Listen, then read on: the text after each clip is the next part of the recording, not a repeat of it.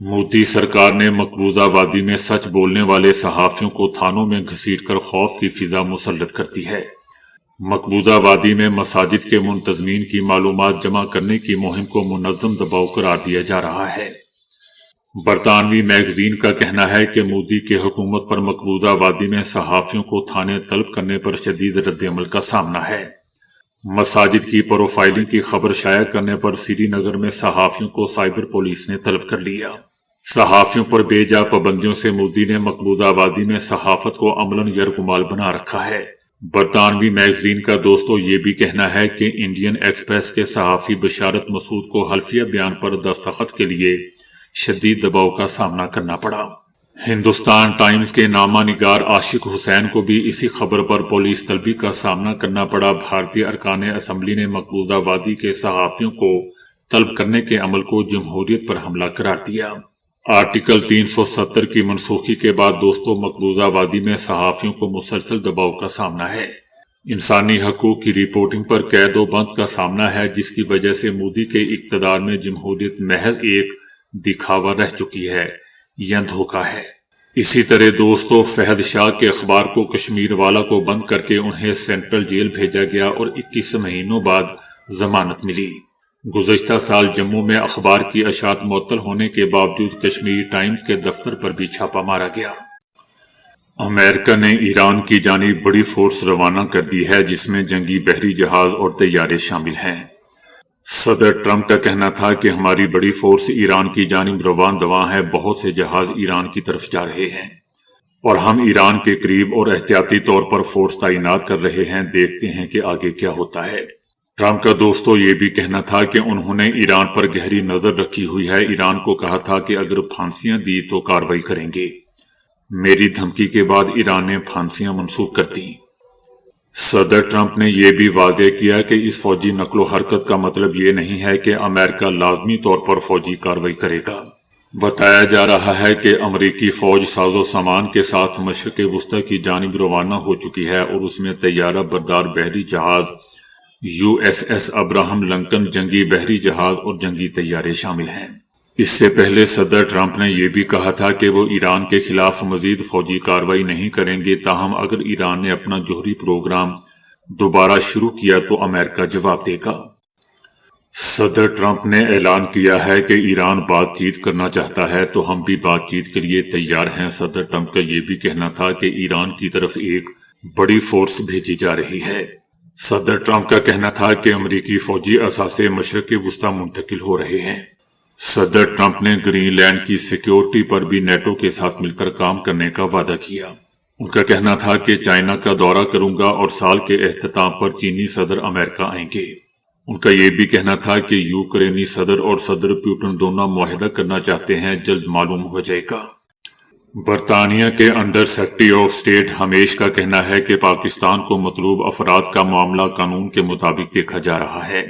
مشرق وسطی کے لیے برطانیہ کے انڈر سیکرٹری آف اسٹیٹ ہمیش کا کہنا تھا کہ اس حوالے سے برطانیہ کو شواہد موصول ہو چکے ہیں۔ ہمیش کا یہ بھی کہنا تھا کہ پاکستان کو مطلوب افراد کا فیصلہ غیر جانبدار پولیس تحقیقات کے بعد ہی ہوگا۔ ان کا کہنا تھا کہ پاکستان اور برطانیہ قریبی تعلقات ہیں اور اہم شراکت دار بھی ہیں۔ ان کا مزید کہنا تھا کہ میرا پاکستان سے ذاتی وابستگی ہے، سفارتی کیریئر کا آغاز بھی پاکستان سے ہوا تھا۔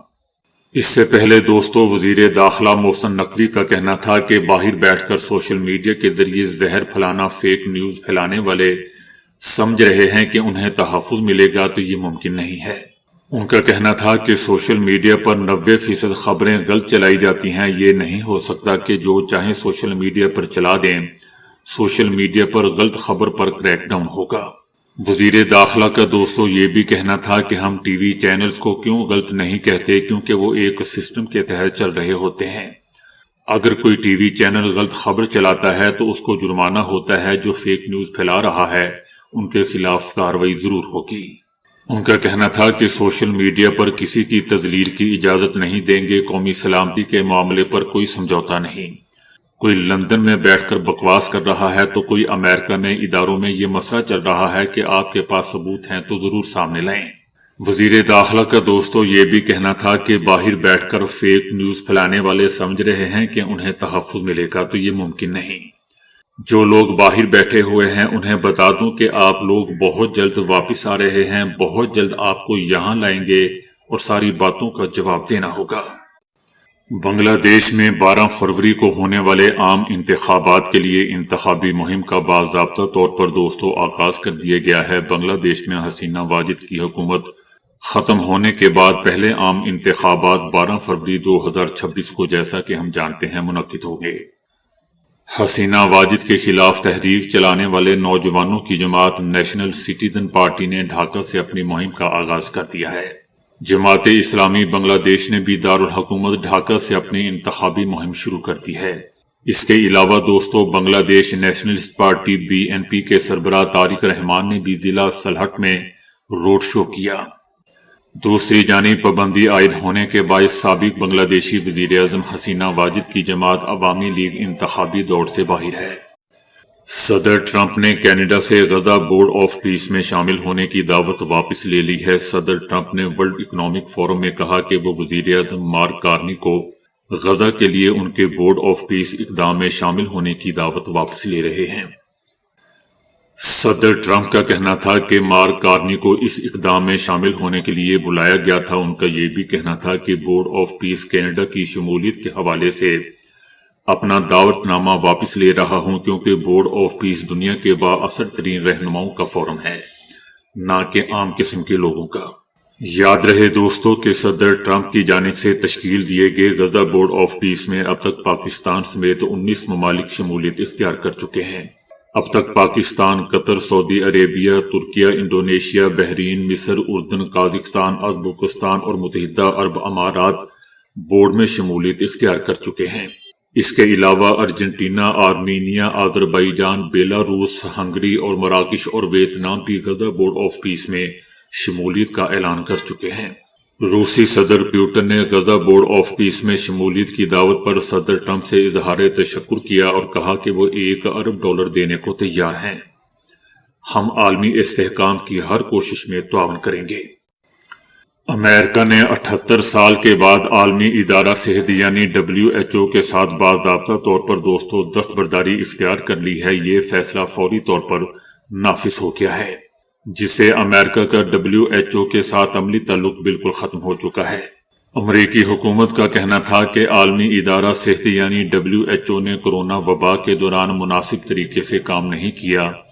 ادارے میں سیاسی اثرات اور اصلاحات نہ ہونے کی وجہ سے وہ امریکہ کے مفادات کا تحفظ نہیں کر پایا۔ دوسری جانب دوستو عالمی ادارہ صحت یعنی WHO کا کہنا ہے کہ اصل بات یہ نہیں ہے، بلکہ امریکہ پر $130 سے $270 ملین سے زائد واجبات ابھی بقایا جاتے ہیں اور یہ تنازعہ کا حصہ ہے۔ امریکہ کا کہنا ہے کہ اب وہ WHO کی بجائے مستقل طور پر دیگر ممالک کے ساتھ دو طرفہ معاہدوں پر کام کرے گا، جیسا کہ امراض پر نگرانی اور ویکسین کے مسائل۔ اس فیصلے کے بعد دوستو عالمی صحت کے ماہرین نے اس فیصلے کو شدید تنقید کا نشانہ بنایا ہے۔ ان کا کہنا ہے کہ WHO عالمی سطح پر امراض کی نگرانی اور بروقت معلومات فراہم کرتا ہے۔ امریکہ ایسے ڈیٹے تک رسائی کھو سکتا ہے جو مستقبل میں وائرس یا فلو جیسے خطرات سے بچاؤ میں مدد دے۔ یاد رہے دوستو کہ عالمی ادارہ صحت میں 1948 میں امریکہ نے شمولیت اختیار کی تھی اور اس کے بڑے مالی معاونین میں سے ایک تھا، جو کہ ادارے کا کل 18% تک ادا کرتا تھا۔ جرمنی، برطانیہ اور ترکیہ کے بعد ایران میں بھی غیر قانونی مہاجرین کے خلاف دوستو گھیرا تنگ ہو گیا ہے۔ افغان میگزین افغانستان انٹرنیشنل کی رپورٹ میں بتایا گیا ہے کہ ایران کی جیل میں غیر قانونی افغان مہاجر سمیت 7 قیدیوں کو پھانسی دے دی گئی ہے۔ قیدیوں کو منشیات کے مختلف مقدمات میں جرم ثابت ہونے پر ایرانی عدلیہ نے سزائے موت سنائی تھی۔ انسانی حقوق کی بین الاقوامی تنظیموں کا کہنا ہے کہ ایرانی حکومت نے 2025 میں غیر قانونی اور سنگین جرائم میں ملوث 85 افغان افراد کو سزائے موت کا مرتکب قرار دیا تھا۔ افغان مہاجرین کی غیر قانونی سرگرمیوں کے پیش نظر ایران سے ملک بدری کا عمل تیز ہو چکا ہے۔ روزانہ ہزاروں غیر قانونی افغان مہاجرین ایران سے ملک بدر کیے جا رہے ہیں۔ بتایا جا رہا ہے کہ طالبان رجیم کی پشت پناہی میں سرگرم افغان منشیات اور انسانی اسمگلنگ نیٹ ورکس اب محض علاقائی ہی نہیں بلکہ بین الاقوامی سطح پر خطرہ بن چکے ہیں۔ جی ہاں دوستو، اب چونکہ طالبان پسند نہیں ہے، اب ان کے خلاف پروپیگنڈا شروع ہو چکا ہے۔ پوری دنیا میں پروپیگنڈا شروع ہو چکا ہے۔ آئرلینڈ نے غزہ امن بورڈ سے متعلق شدید تحفظات کا اظہار کر دیا ہے۔ آئرلینڈ حکومت کا کہنا ہے کہ وہ ٹرمپ امن بورڈ میں سنگین خطرات کی نشانیاں دیکھ رہے ہیں۔ دستخط کی تقریب میں جو دیکھا گیا وہ ابتدائی امن بورڈ منصوبے سے مختلف ہے۔ اقوام متحدہ نے جس منصوبے کی توثیق کی اس میں غزہ امن منصوبے کی نگرانی کے لیے بورڈ بنانا تھا، لیکن اب کی تجاویز میں غزہ کا ذکر بھی نہیں اور پیوٹن کی شمولیت بھی ہے۔ آئرلینڈ حکومت کا دوستو یہ بھی کہنا ہے کہ ہمیں امن بورڈ میں شامل ہونے کی صورتحال نظر نہیں آ رہی اور ہو سکتا ہے کہ ہم اس میں شامل نہ ہوں۔ عالمی سطح پر بھارتی مظالم کا پردہ چاک ہوتے ہی مودی ایک مرتبہ پھر پاکستان فوبیا کا شکار ہو گیا ہے۔ آذربائیجان میں اقلیتوں پر بھارتی مظالم کے خلاف پہلی عالمی کانفرنس ہونے جا رہی ہے، جس میں شرکاء نے شدید اظہار تشویش کیا ہے۔ آذربائیجان میں اقلیتوں کے خلاف بھارت کی جابرانہ پالیسیوں پر پہلی عالمی کانفرنس کا انعقاد کیا گیا۔ عالمی کانفرنس بھارتی درندگی کو عالمی انسانی حقوق کے ایجنڈے میں تبدیل کرنے کا واضح اشارہ ہے۔ 1984 کے فسادات میں بھی 8 سے 17 ہزار سکھوں کے منظم قتل پر ریاستی خاموشی سوالیہ نشان ہے۔